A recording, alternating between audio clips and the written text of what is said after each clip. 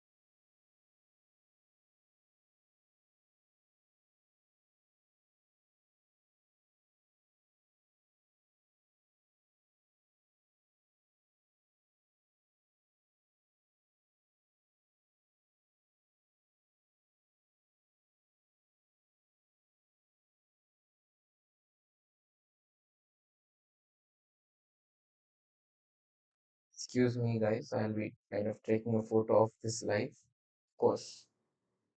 Mm, yeah.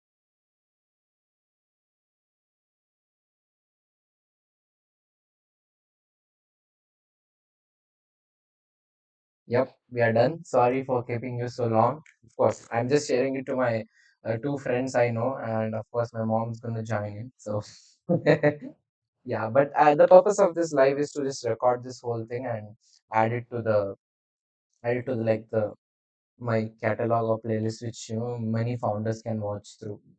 So yes, let's just get started. So yeah, if you just saw that, that was excuse me, yeah, yep, that was the OBS Studio. And if you are a founder who doesn't know how to live stream, check out OBS Studio. It's really good. So, but yeah, before we start, I want to tell you the whole structure of this live stream. So first, we'll be covering the basics like everything from minute details and everything. And then we'll talk about the funnels or the whole marketing for coaches, consultants, agencies. And then for e-commerce and luxury D2C brands. And finally, real estate and insurance. By the way, what I mean by luxury D2C is the two niches, sorry, two industries which I mentioned, the first and the last one, those are already really what I would like to call high ticket ones. But this luxury D2C is also high ticket, but also it's not as expensive as like buying a home. So what I mean by it is like expensive candles, expensive chocolate, or mostly expensive gift hampers or something like that. They go up to the range of 50 or max 1 to 2 lakhs, not more than that. So something consumer products ish. Apple does technically come under this, so but covering that wouldn't make sense right now. So, but this is like the basics of it, but also to like get the gist of like the whole thing. So anyway, for today, I want you to have the mindset of this, or any day when you are learning anything. So like think of these as these three levels also. I think I've learned this from Dan Coy. I don't remember. It was in my notes, and I just really love this. So I'm putting it here, and it's not done by me. So credits to someone who ever did this. So there are like three zones where when you're ever learning, you're starting on something new. The first is a boredom. Of course, like when you're doing something new, you're obviously going to get bored. Like working out sounds boring, or doing something which is going to be fun for long periods of time sounds boring. Even working out, you might be like, oh, working out isn't fun. Have you ever tried doing it with a friend? You get me, right? But starting such stuff is kind of boring. It's dreading. You don't want to do it.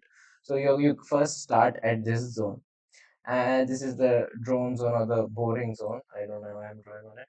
And then secondly is the learning zone. So this is where you like, okay, you face the boredom, you endure the pain, and then go into learning zone. Here you are understanding new things, you're understanding concepts of it, and I hope you're coming with this mindset. But what the problem is, the reason I say action is, if you keep learning, you'll get into this zone. Yes, the anxiety zone. So this is a zone where, oh, do I have to do this, do I have to do that? Oh my god, I don't want to take action because I fear action. You'll start fearing the very thing you started to apply implementing. You might see like the AI agents are booming everywhere. I mean, I'm not currently into that. I'm more focused on this, so excuse me for that. But not everyone is starting a AI agent or an AI agent agency or whatever it is. The reason being is it's a vast topic. Of course, it's easy to implement. It's still people are not able to apply because there's some of them are still stuck in the anxiety zone where they're just learning in the hopes of anxiety. See, before AI, I used to learn automations. It's kind of similar to this, the trigger and the action part. You'll understand this later. If you do, then awesome. So I too used to like learn it, but I've never implemented it because I didn't want. I was, I think, 15 or 14, and I didn't want to apply. I mean, didn't want to buy the Pabli or the Zapier this thing because they were expensive. And Pabli, if you had to buy it, you had to buy the yearly one, which would cost 10,000 or more. Which I'll be honest, I couldn't afford back then. Or if I asked my mom, like, why, she would ask me, why are you doing this kind of like that? Mhm. No, actually, my mom wouldn't say that. I don't know why I'd asked. Anyway, that's the problem. And I'm sharing this because I too felt the same. But once you realize that, oh, my bad. But yeah, let's keep that. So once you realized that you will go through all of these process, life will kind of get easier. It's not going to get like way easier. It's just you're going to know, okay, you are in this zone, and okay, when you realize you're learning too much, you're going to be that. So the another mindset shift what I wanted to add is to just enjoy the process. See, the end of the day, you're starting a business for yourself or for your family, to make money. And by the end of the day, if you don't enjoy the process, someone who will enjoy it will go 10 times further than you. And if you're doing it for some greater purpose, you'll still get distracted probably at times. I won't say it like that. If you're doing it for someone you love, that's a higher motivation compared to, saving dogs or, saving other people's life. Because there is a lesson in psychology which says that I don't know the name or something, but if a child were drowning in front of you and you were wearing a hypothetically wearing like a 1 lakh suit, you would even jump to just save the child's life. But if someone asks you to donate 1 lakh to save like hundreds of people, excuse me, if you know to save hundreds of people, then you probably wouldn't. And the reason being is that you don't see it in front of you. So it's kind of that logic. That's why I wanted to start with a really bulky thing. But yeah, that's what is important to enjoy the process. And by enjoy I mean not to be too comfortable, of course. You over time in future, I mean, if you are a business owner, you get me right, there is still enjoyment even when you are suffering. And if you have the mindset that so you like enjoying or you like suffering, then it's like a victory to you. If you love suffering, then it's like a bullseye kind of thing. I feel like I'm not at that mark yet, but I'm trying to reach that. Anyway, so let me start with this, the basics of it. The first thing which I want to share with you is some, like, I would say cautions, or a mindset thing, or the framework which I want you to watch this whole thing is: number one is, if you have landing pages, of course, if you are doing online business, online marketing, then you'll have a landing page, you'll have a website. Or if you're doing cold calls, then great. I suggest you even have at least a Canva PDF or something for your client to see something. So first of all, if you're having a website or landing page, then I suggest you make it pixel perfect. I'm not talking about making it beautiful, or trying to get the everything right. What I mean by pixel is, pixels are basically tracking devices by Google and Meta. So some people don't know it. Some people who don't know, I'm telling about that. So they are basically like tracking devices which give you data about your customer. So it's going to show how many people have scrolled till the last of the page, how many people have actually uh, seen the page itself, or the video inside the page if there was, and how much they have clicked, etc., etc. I'm tired, yeah. So what I want you to do is set your pixels properly. There are different types of pixels like page view and etc, etc. You can go into the meta thing, and there you'll find like types of pixels. Just search it on Google and you'll find it. And I want you to set all of them properly. The reason being, I'll come back to, which is the Andromeda. It's a meta AI update. Excuse my drawing, I'm using a mouse. So yeah, it stops working at random times. Yeah, so that's one thing I will tell you. But even if it's not an AI thing, why I wanted to get Pixel is to get accurate data. See, many people in marketing will tell you data is important, data is important. Of course it is, and they are right. But what I would also like to add on top is that data should be proper. Or if you have inaccurate data, then your decisions will be inaccurate and improper. And yes, data is really important. Don't overlook that, or don't even underrate that. So then the second point is page content format. So if you're starting out, if you're doing it yourself, or if you go through anything like a landing page, or if you're going through an email, any kind of copy, I want you to go through this framework. The first thing in any copy is a headline, the thing which will grab attention.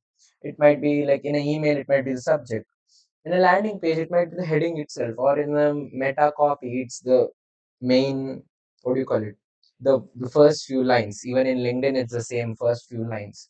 And then there is a subheadline. This is optional because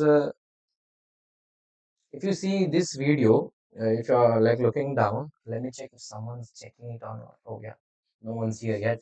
But yeah, so if you're like checking out the, what do you call it? Yes, if you're checking the title and description, there is no kind of subheadline thing. It's just a title and then there is a description. And in most copywriting scenarios, you will find the exact same thing. That is, there will be headline, there will be main text, and perhaps a call to action at the end. This is like the basics of all format. Even if you're sharing a personal idea you like, you have to sell that idea. You see, people think like, oh, I've got an idea, I have to share it, because it's important. It doesn't matter. It's important to you, but not to your customer, not to the person you're showing that video, or whatever the idea format you're showing it in. For example, let's say I recently had a really great idea of, like, a type of ad, or sometimes perhaps I had a few, like, a really great idea for a business idea, a business, not a business. I wouldn't have a business idea for a, you get my point. So I had a great business idea and I wanted to share it with my friend. So I shared with him and he didn't care, of course.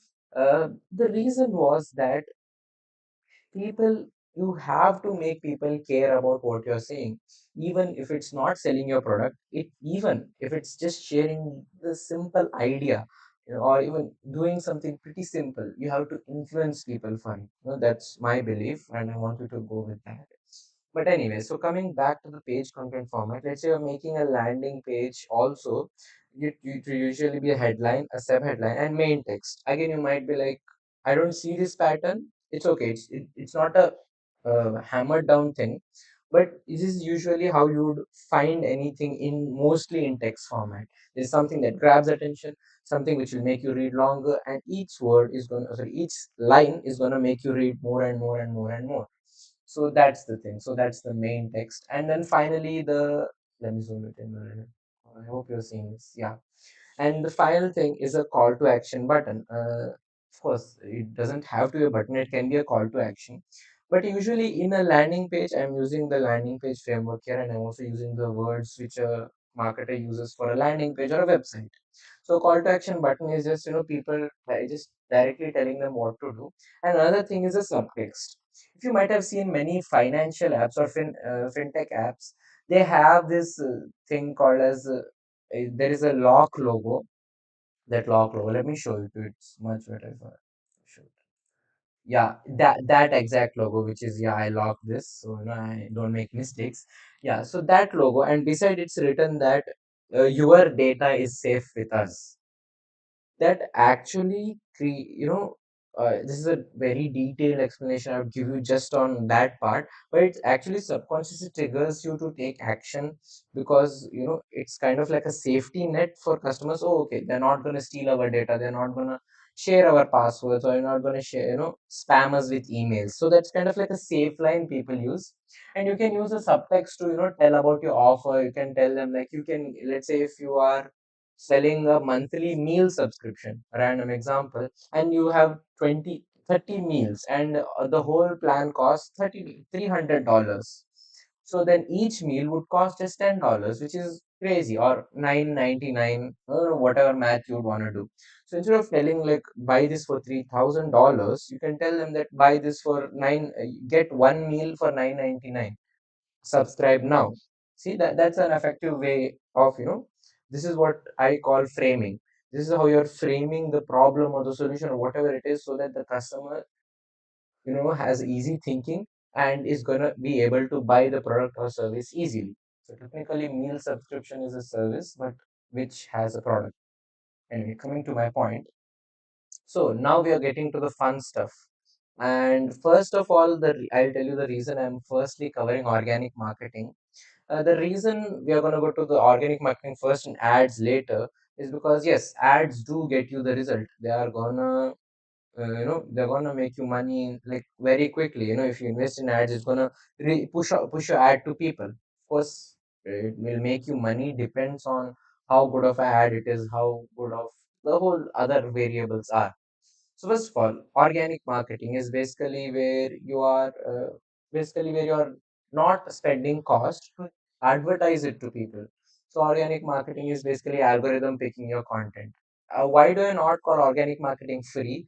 Is because I said adding it is free, but making it still costs money. So that's why organic marketing is actually isn't free. Actually, interestingly, organic marketing is more costlier than ads, because it's a cost on your time, and it's a cost on your a little bit of money also, because you need equipment. Like, I'm live streaming on a laptop, so you need all these, what do you like to call, equipments, and costs or investments, whatever you like to call, for making an organic content. I mean, the same would be for ads, but people are making AI ads now, so that's fine. Anyway, so the next point is demand. Sorry, the first point in organic marketing is to demand attention. So let me just get this out of the water. By the time you're watching this video, or if you know me by now, you should know the basic fact that you can't start your video with hi, how you doing, or whatever it is. Of course, it's a live stream. I'm gonna cut this video into pieces later, or someone who really needs this is gonna watch it. But the point being is, you can't start with a hi or a hello, or the basic intro, especially when you're making a short form content, because you can't expect them to stay long enough, because they're going to scroll so fast, and they would want a dopamine hit really fast. So that's one reason. So how do you get attention? Is basically I've written it there is to demand that attention. What I mean by it is there are two ways you can start a video. One is the hi, hello, and one, and the other video is a value-based video. Learn how to. I mean, if you understand the terminologies, you get me. Learn how to make a meta ad in just under 60 seconds, and you're going to show them live how you're going to make the meta ad. If you start directly with the content, it will be 10 times better than starting with hi, hello, how are you, and later on we can keep on improving the hooks. So what are hooks are basically is the first 3 seconds of a video or the first 5 seconds of a video where you're grabbing attention. It's called the hook because you're hooking people like you would hook a fish while you're fishing. So yes, that's how you get attention by not giving fluff. What if your whole YouTube channel, for example, if you're doing only YouTube, was just filled with you giving value where there is no fluff? I mean, of course, live streams excluded. Live streams have a lot of awkward pauses, like I did in the start of this live stream. Excuse me, and many more weird stuff which happens in the yeah, kind of like this is what I'm talking about. But anyway, but the if you just keep providing value and no fluff and the well curated content, even dopamine and humor is also a type of value. If you give this, there is no way you're not gonna scale in a year. Why I say this in here? Because I don't know which niche you're in, because which what industry you're in. But assuming, and I'm making a generalization here, is you can actually make it big on YouTube in just a single year. If you just keep at it, you're gonna be consistently showing up every single day. And yes, it's ironic I'm talking about consistency, but from yesterday, I have been from yesterday I have been consistently posting content and talking a lot about that. And I also downloaded Instagram on my phone. That's pretty cool. Yeah. So anyway, coming back to this, the second point was to repurpose content. As you see, as I was talking about how I would cut this video live. I mean, I'm not sorry. I'm not gonna cut this live into many videos. What I meant was is repurposing my content, of course. So what does repurposing mean? Is you take a piece of content and bam, I forgot. Yeah. So you make a really big video. It can be a 2 hour video or a live like I'm doing right now. So what you do is you dissect these videos, essential parts of the videos where you're giving like super rich value, and you take these parts and you put it as short form, or you can just make up a text out of the what you have learned here, or let's say what I learned from what I'm speaking, and put it in Twitter or in LinkedIn. I can do something like that that will is not going on sorry not only is not only gonna just get more views to my bigger video, but also that it's going to increase the reach. So what I mean by this, see, think of repurposing content not as making more from just one piece, but rather think of it as you experimenting it with the same concept. The concept here is pretty simple. I'm just talking about funnels. I'm talking about the basics of marketing and how you can build a one like a full-fledged funnel for yourself. But this same piece of content can be repurposed, right? It can be excuse me, it can be done in many formats, many formats where different types of people of the same audience. For example, for my audience, it's business owners or people who are passionate about the content industry or PR or all these people, but mostly business owners. There are different types of business owners. I usually cold call people. I cold call many business owners and I talk with them, and they're very different kinds. One, they're really nice, and one, they're like totally, I don't want to talk about that. But yeah, there is this whole spectrum, and not only good or bad, there is different ways people give attention, and different ways anyone can pursue anytime. The best way to be pursued rightly at the right time is to just show up all the time. So if you are, let's say, you reach out to if your customer sees your video when he's angry, he's gonna be associating you with the anger. I mean, of course, it isn't a bad association. It's just that he would be annoyed every time he would see you.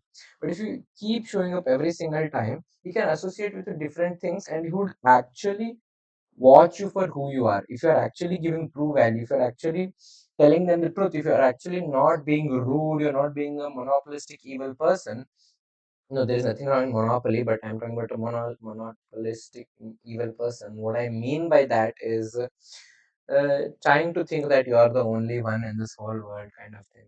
So there are a lot of controversies that can explain this. But anyway, coming back to my point is, don't be a maniac. Be a nice guy, and people will follow you, and be with them the whole time, kind of like that. When you can't physically be there, but your content can. So make your content so much one, and make your content so valuable too, that people will stick on with you for a really long time.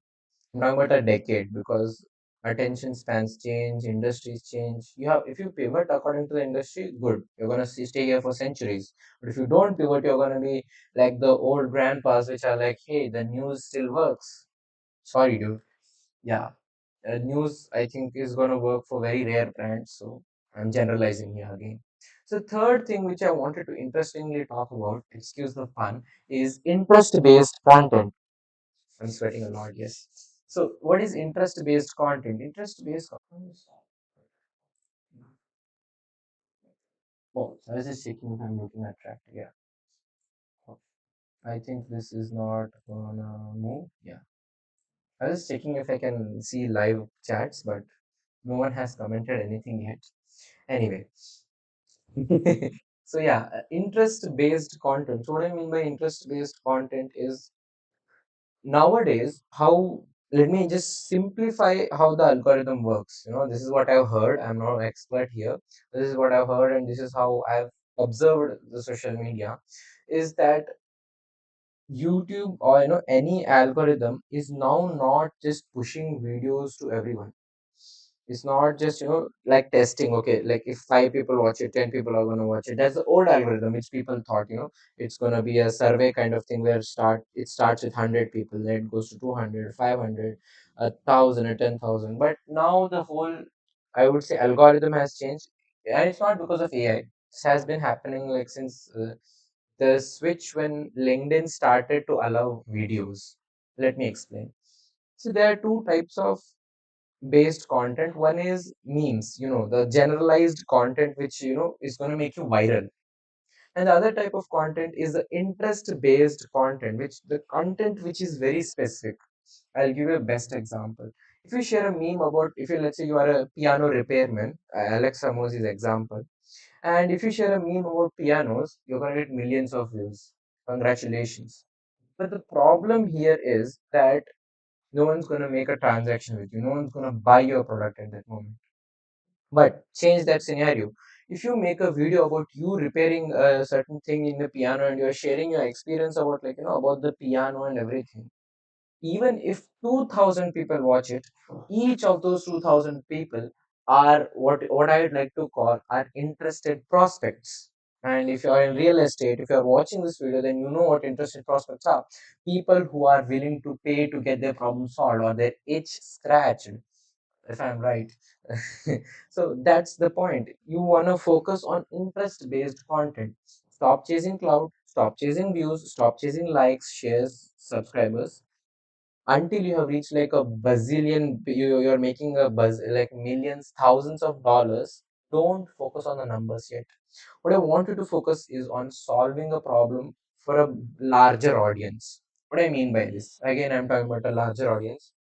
See, if you make a video about how to fix a specific, let's say, if the Parker pen is not working, how to fix a specific Parker pen with this model, you're not going to get many people to watch it, because not many people have that problem, and if they do, it's a repeatable problem. What you can do is focus on a bigger problem: how to manage your finances when you're at 20s. Now that's a video I would watch.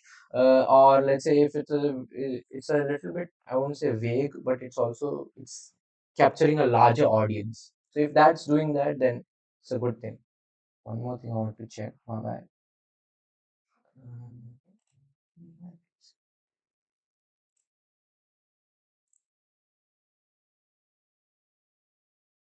Oh yeah, nothing. So my bad. I was just checking if this mic is feeding my data to it or not. Yeah. Anyway, so coming back to the interest-based thing is, what I mean by, again, the larger audience. I'm going to just explain this again because I lost track. What I mean by the larger audience is that targeting a set of people who are interested in what you're selling, but also it solves the problem. Let me explain again. I mean, which I've already did about the finance one. Let me take the financial example.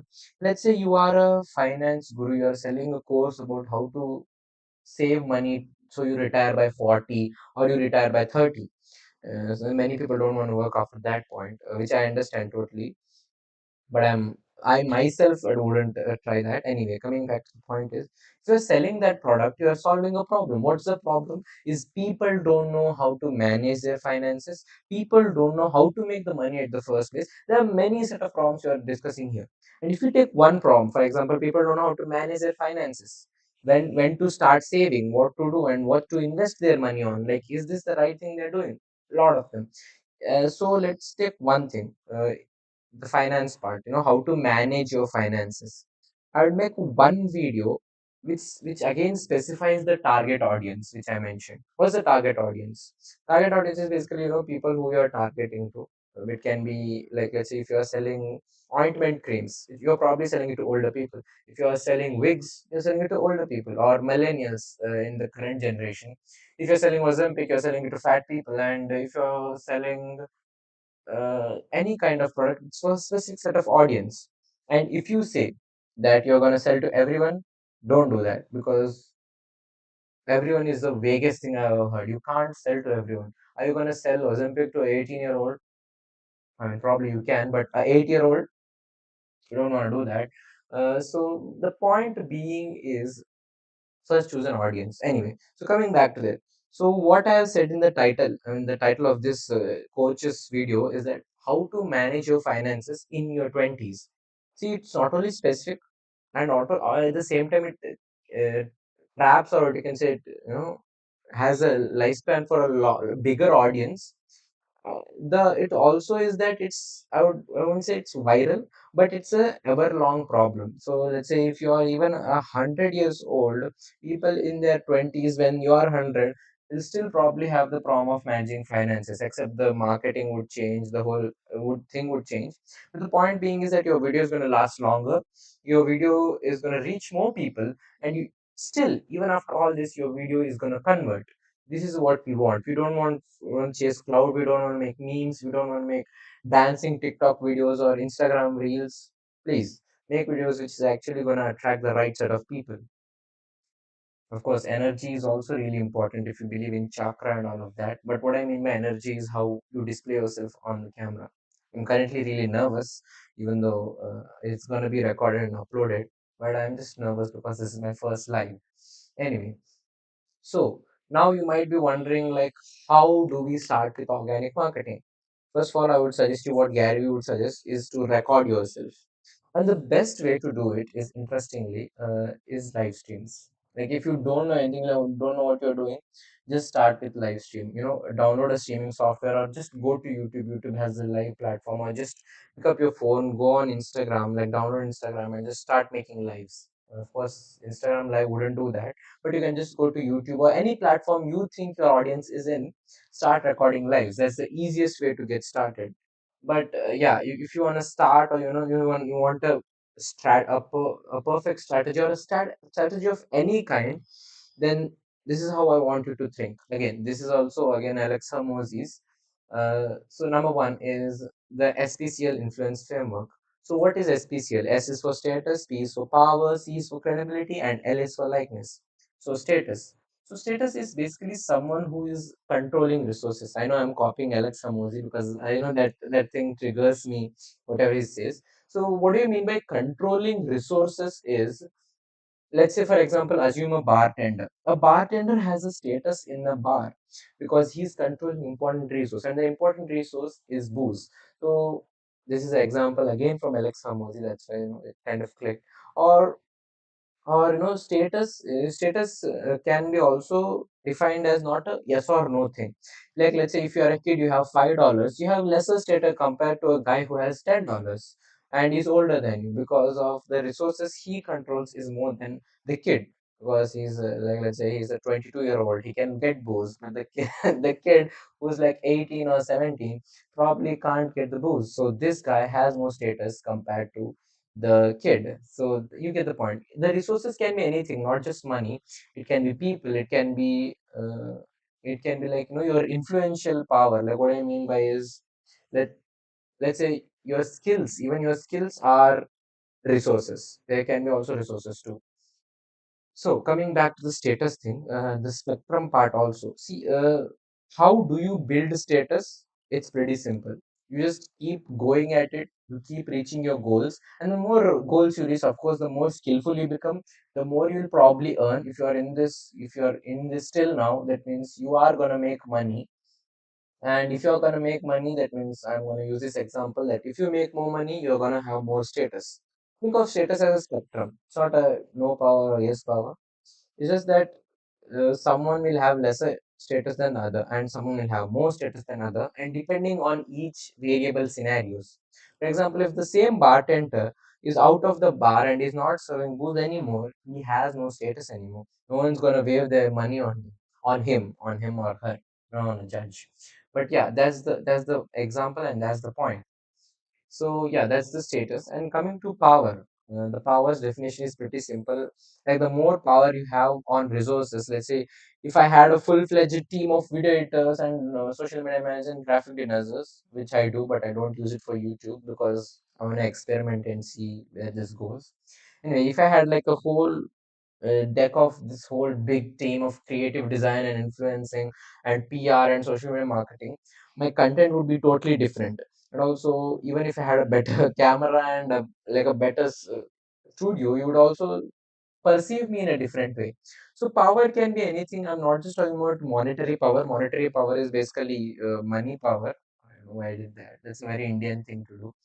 But yeah, I'm not only talking about the money power, but also it can be of anything. So for example, if you see spiritual people, they have a different kind of power. They have influential power. I'm not going to talk about godly powers here, okay? uh, Spiritual leaders have influential power. They have power over people, and they some people go to them to get their decisions done. If they are stuck at any decisions, they go to actual spiritual leaders. If you know, like, many babas are around the internet right now, they solve their problems with them. Why? Because they have the power, not spiritual power. They have the power over the, let's say, talk about the problem, or over the influence, yeah, influence of the people. They have influential power. So you can accumulate any kind of power, and it's going to still work in influence. And number three is credibility. Especially, I'll get to what third party credibility is. Let me explain what credibility is. Credibility meaning you would believe me more, or many people would be watching this live. One of the reasons would be is that I would have 10 years of experience. Or if I, let's say, I am a marketing pro, or if I'm Neil Patel, you would watch me because I am credible. I would have actually built brands. I would have made something really huge and impactful in the world, so that I would have credibility. But now, if you are starting out, probably you don't have that credibility, and you don't have 10 years to wait to get your credibility. The fastest way to get credibility is third party credibility. How do I explain this? I'm talking about testimonials, client reviews, feedbacks, and not only this. This is gonna work well. I'm talking about 10-20%. But if you want the growth to be not 10%, but 10 times 10x, then you can have credibility such as certificates or awards. You might be like, Aditya, I don't think those work anymore. Then look at Guinness, the top award. Yeah, the top award giving. I made the same mistake. The top award award is the top award giving company, and the certificate providing company is Guinness, Book of World Records, and they give world records to people who actually achieve the best, the highest, the most, or whatever est the prefix suffix you would want to add. But the point being is party credibility is that influential. And if you add the last element, which is underrated, because I know Alex did not mention this, is likeness. See, likeness is does not mean only, I'm talking about like people should understand you, people should like you. It also means that people who are like other people. For example, you would be more influenced with people of your race, or you would be more influenced with people who are like you physically. The best example would be your parents. But it does not only limit to physical. What the Gen Z like to call is vibe. If people vibe with you, then it's likeness. People have to vibe with you. People have to, like, under, I know, if they understand you, they get the vibe, or they are your vibe. I hope I'm using that pronunciation right, or the idiom right. So that's the thing. So how I will get to know how you can use this. So if you have this four, I'm guarantee for sure that you're gonna be way more influential, like in the future, or in the next coming year, because you have something people want. You have the power to take those resources into action, and also the power to take command over people.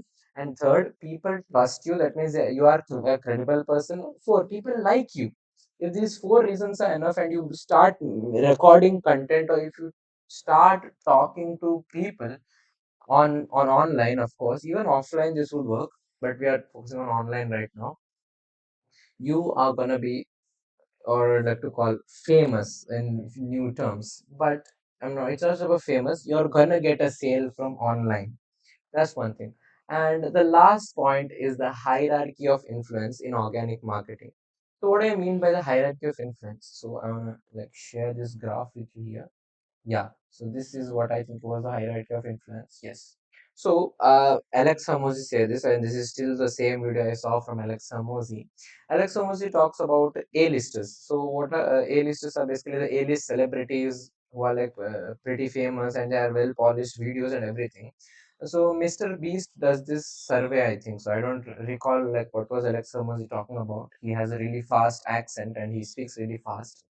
So in that survey, Mr. Alex Ramosi basically concludes that A-listers celebrities got this much amount of hype, which is pretty less. And he doesn't show the numbers; he just shows the scale. And then short form content creators. So what I mean by short form is reels or YouTube shorts, or all these shorts which you guys like scroll through. That's a short form content.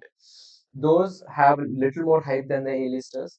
And then the long form ones, which make like really long videos of from 15 minutes to all the way to 2 hours probably, they got a way much more hype compared to both of them. And finally, live streamers. I like, as soon as Alex like showed me this part of this whole thing, it blew my mind. I'm not gonna lie. Like, this has to be like really crazy, is what I've thought. But live streamers, like I'm talking about I Show Speed, Kai Senat, or many people who make live videos have a lot of hype, or people cheer them more than compared to all of this. And Alex shares a really wonderful and interesting reason.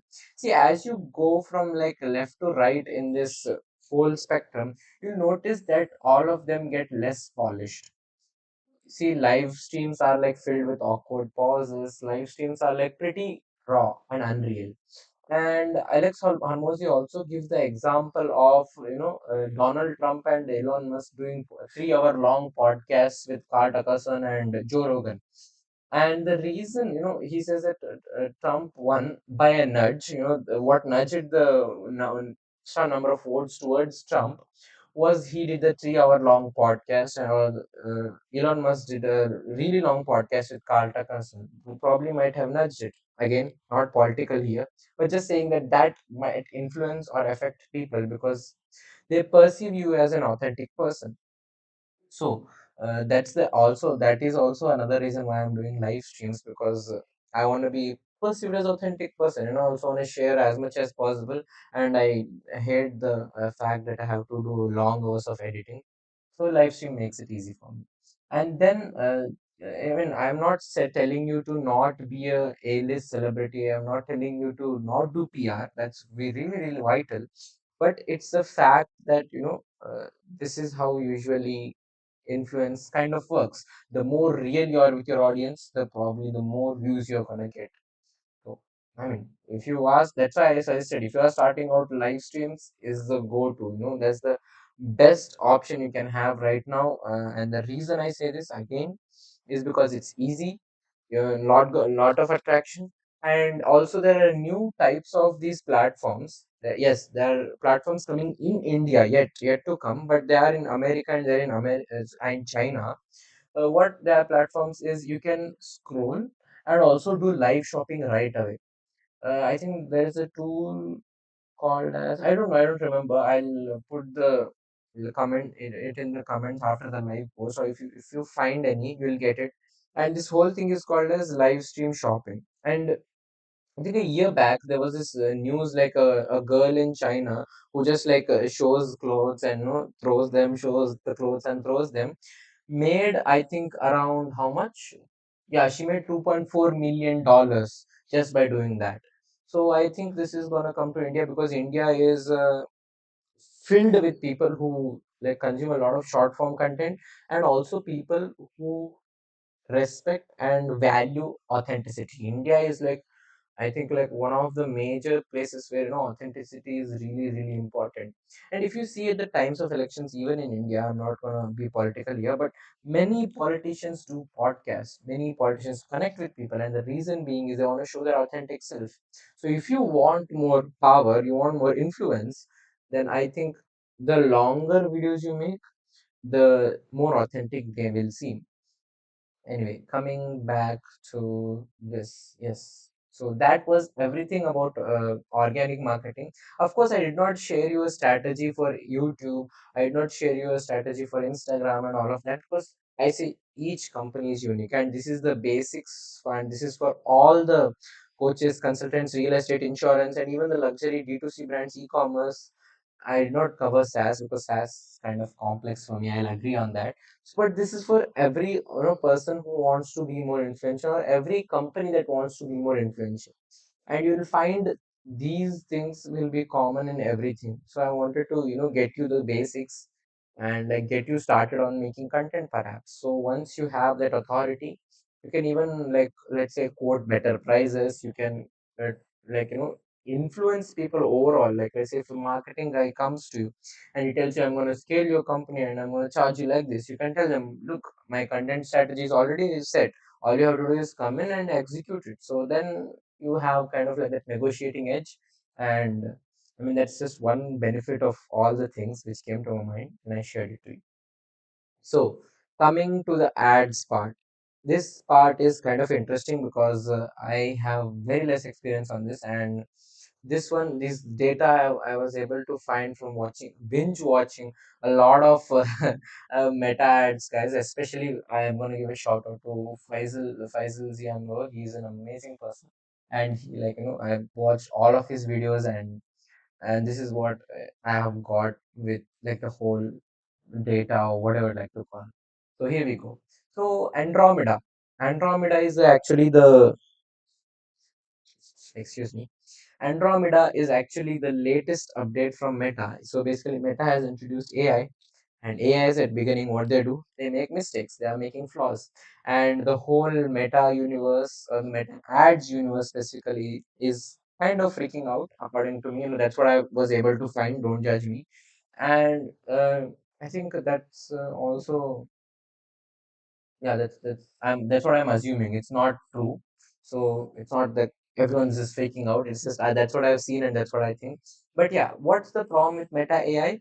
Meta AI is doing a lot of mistakes, and the problem is Meta is costing money to the ads. I mean, the one who are running ads, and they're not giving it results.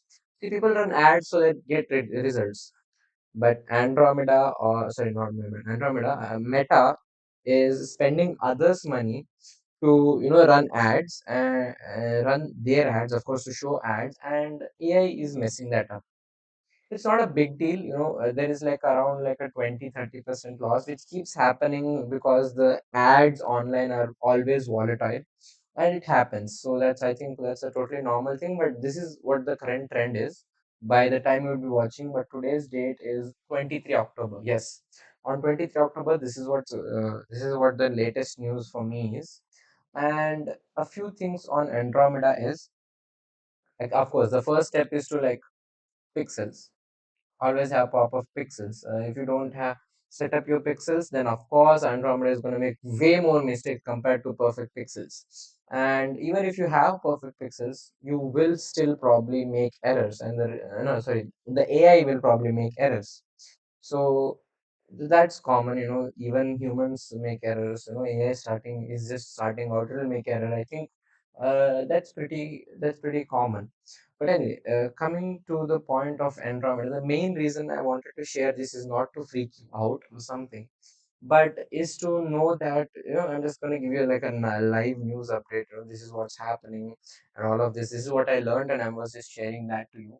And one more thing, you can make sure you minimize your losses and save costs, or let's say get more out of a customer, is to focus on the funnel. If you ask AI, yes, I did that. I asked ChatGPT. The one thing it's also mentioned is that focus on funnels. And other 2 points which I just remembered are: one, creativity. See what the Meta is AI is doing is it's cutting off all the ads which are repetitive. If they have the same design, or there is only a slight change in the design which you're like copy pasting, then it's gonna be like a really huge problem. Does that mean we can't bulk create content? Let me explain how you can bulk create content in a minute. I am gonna also use this as a hook. I'm gonna cut this out of the video. Anyway, so yeah, coming back to the bulk creation point, the way you can make bulk content is this.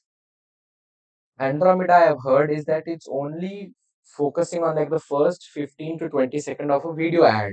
That might be true or not. So what you can do is make a really long video ahead of it, ahead of time.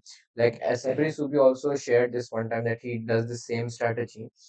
He or many marketers, they make a one really good ad, and they make 10, 15, or like 20 hooks for it, or they make five good ads and they make 15 hooks for it, or 10 hooks for it. Let's say 10 hooks for the matter of it. So now you mix these 10 hooks, and you mix these five main videos. 10 into 5 is 50. You got 50 ads which are not going to be flagged by Meta's Andromeda.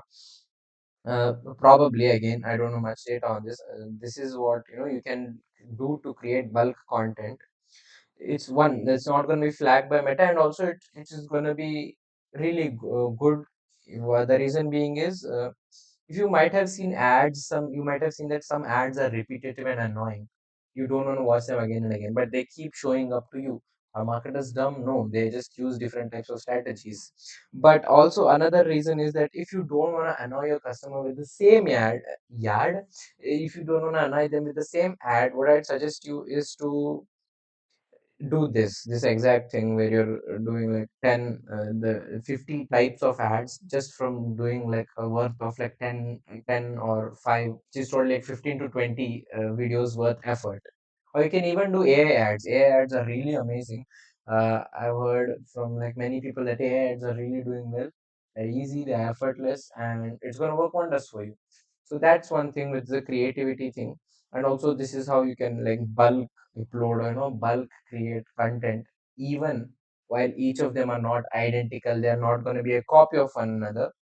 They are going to be something which is technically unique, but also it's like that, people usually skip after watching an ad. What happens is when you change the hook, probably might watch it longer. And this also gives you a chance to A/B test. What is A/B testing? Is like checking out different stuff to see which works, like throwing spaghetti on a wall to see which one sticks. It's similar to that, but it's more strategical. You're throwing only the wet saucy spaghettis. So anyway, so one more thing which I found in my notes was, some people say like you're not getting enough leads in Meta, or you're not getting enough leads after running ads. Of course, I would suggest the basic video, the basics as change the copy, change the thumbnail, the creative, change the copy in landing pages, etc. Make the process easy. Even after that, you're not able to get ads. It's probably because you aren't running enough ads. So I see like many founders still stuck to the 400-day budget. One, increase your budget, of course, and number two is to uh, just make more ads. If you are like organic, you're just starting out and you have a 500 budget or 1,000 per day budget, just do more. Yeah, either there are two ways from now. Either you practice and become an expert, or you hire an expert and let the expert do the bidding, because anyway you have to do more of it. And that's why I wrote this. Are you crazy? You're not crazy enough because you have to A/B test like crazy. Like I mentioned, the five bodies and the 10 ads, you can make a lot of permutation combinations of different hooks and different ads, which was 50. You have to go crazy. Like you can make the same long ad into a short ad. You can make the same long ad into different types of content ad. You can take the same ad, write different copies. You What I want you to do when you're doing ads is to try out everything as possible. Yes, ads are technical, ads have a lot of numbers, but at the basis of it, you require creativity. If you're not creative in your ads, then you're not gonna make your ads run. That's true. So that's one thing. And the third, I'll just get to this fast. I want to end this live stream fast because I think I'm going overboard, and I'll continue the rest in the next stream. Anyway, the LTGP by CAC should be over 3. So what I mean by this is, first of all, let's dissect what this whole, I would say, equation is LTGP means the lifetime gross profit a customer gives you. So if you might have heard a person, a marketer talk about, how much a customer is going to make you revenue.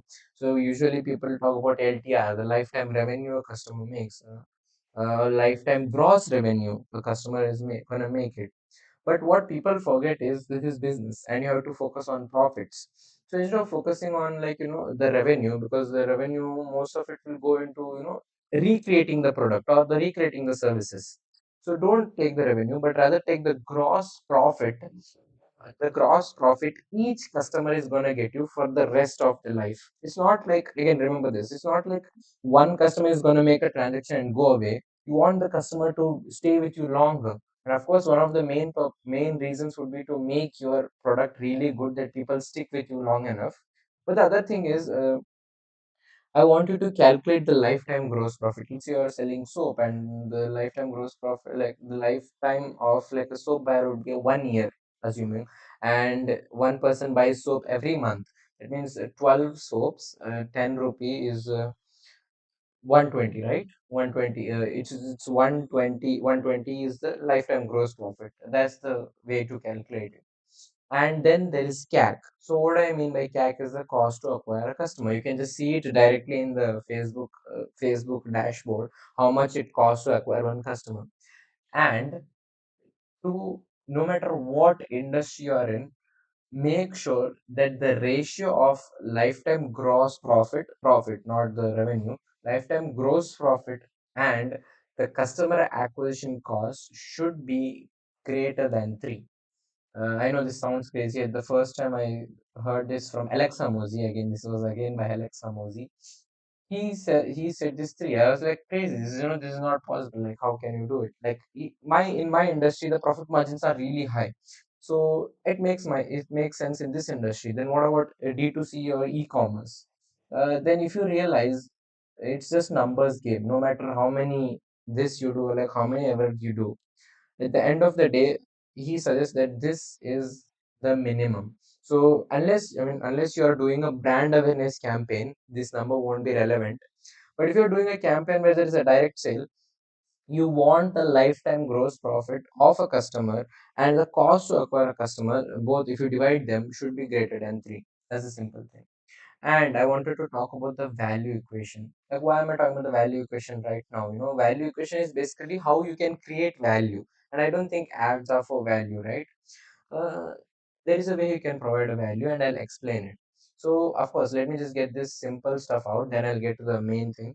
So what is a value? Value is basically, a customer wanting a dream outcome. You can take this example and apply it to anything. I'm talking about fitness, I'm talking about even packaged water bottle. Let me take the example of packaged water bottle. The dream outcome of a packaged water bottle, my bad, is to fill the thirst of the customer, so that, and the perceived likelihood of achievement, that's very easy. So what you have to do is, you have to keep the above one always high. Try to increase these as much as you can, whatever it is, and try to decrease both of these as much as you can. And then the time delay. See, if you're paying for a water bottle, that means you see the value in the water bottle.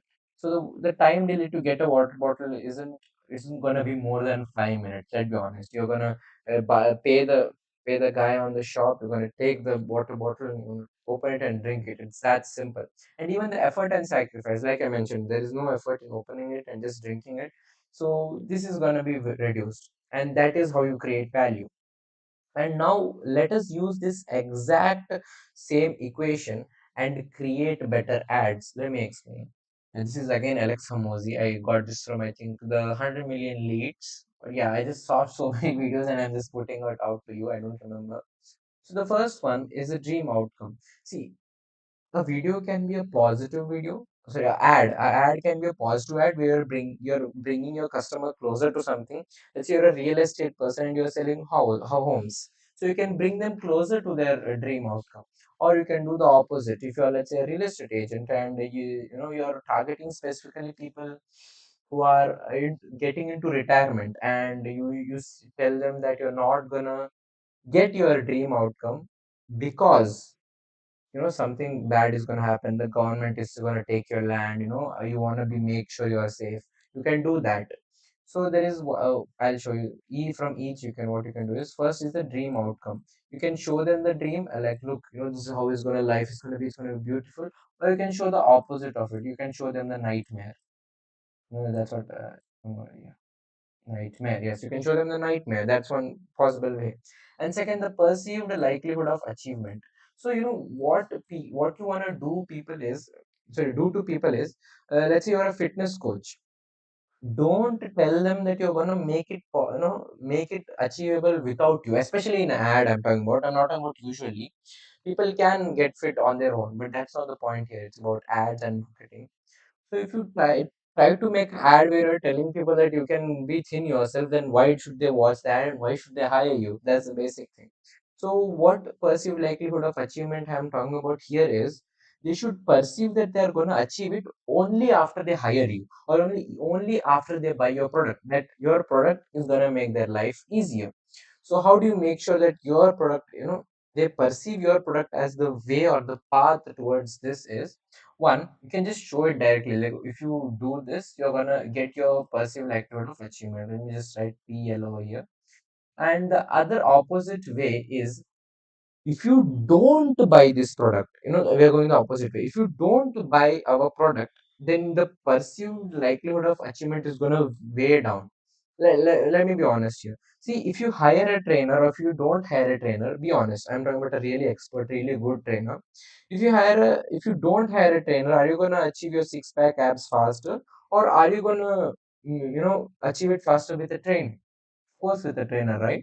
You're just going to state that, and you're going to tell that if you don't hire a trainer, your success is not going to be that easy, or it's going to be that probable.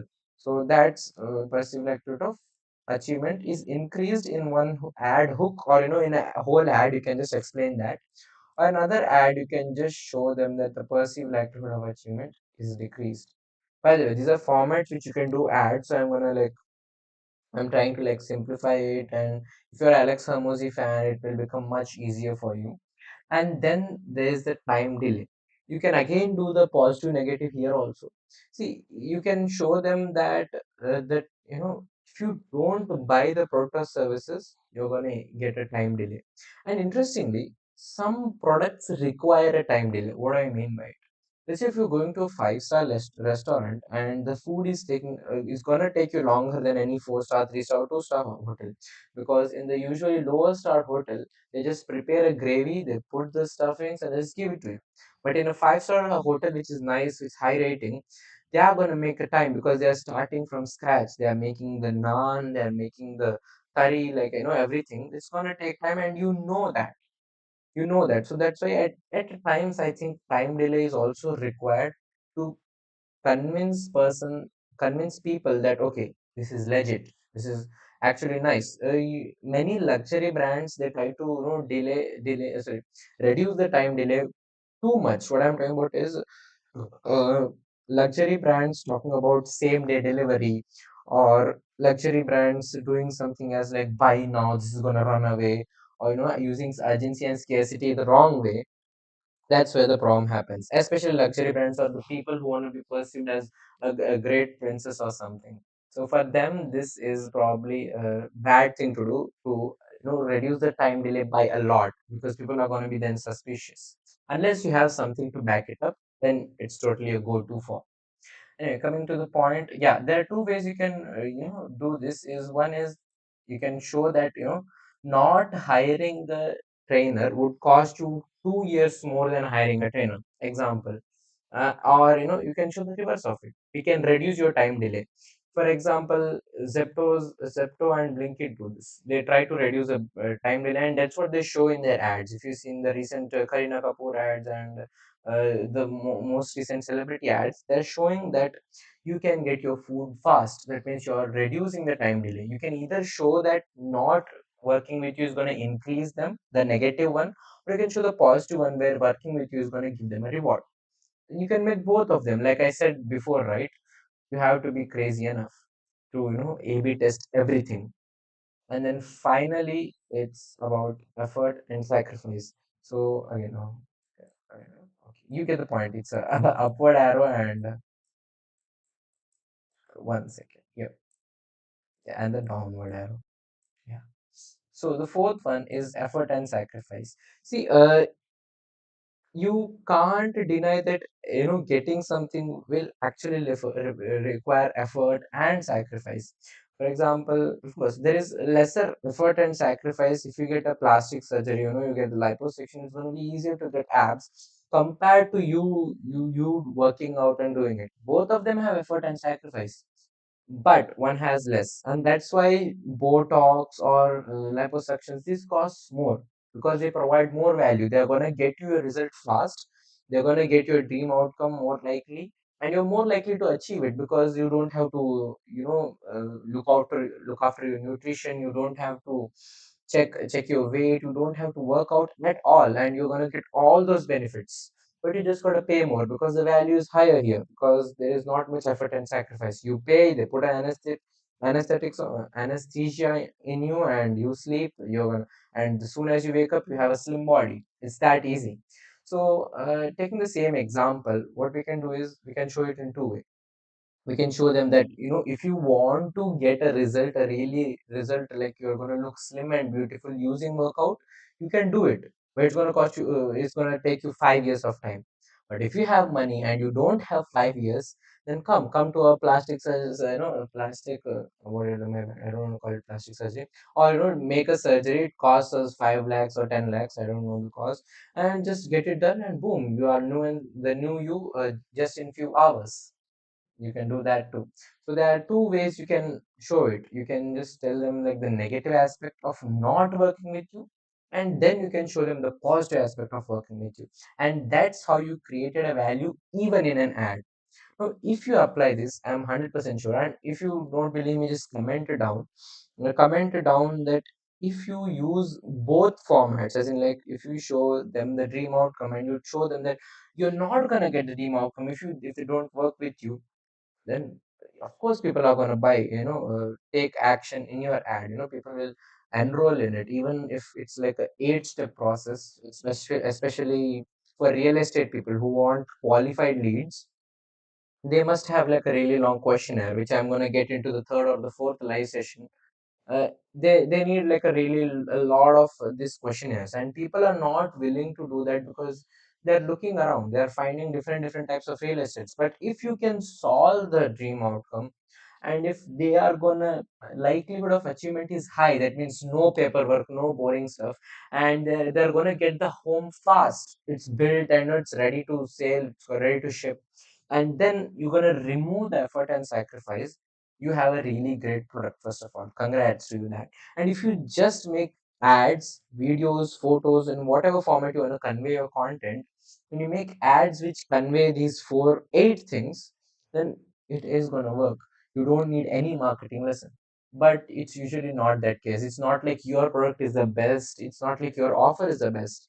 So this video is again made on the basis of the fact that you have competitors, and your competitors are like you, and you want to stand out from your competition. And even if you are currently getting your leads, they're not enough. Either that's one problem. Two, either you are getting a lot of leads, but they are not qualified, they're not the proper ones. And third, you are getting leads, they are qualified, but they're not paying you enough. So we are going to solve these three problems in the upcoming live session. Yes, I'm sorry, guys. I really want to share everything with you.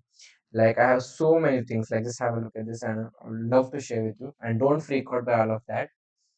This is like interesting content, and I have like a few ideas I'm designing.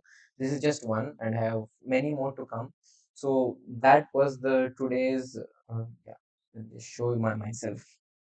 That was a really long live, and I'm assuming no one, no one was here. But I'm gonna record this and upload it as a in YouTube as a video. You guys can check out. So yeah, that was today's live stream video, whatever you like to call. So the basis of today is what we understand is if someone scams, you don't get scammed. So that is one of the main principles. And today we've learned the basic minimum principles or strategies which are required for you to, I won't say make it big, for you to get started in marketing, to for you to hire the right people, for you to be able to make a decision when it comes to data or a decision when it comes to marketing. Yes, try to make it easier.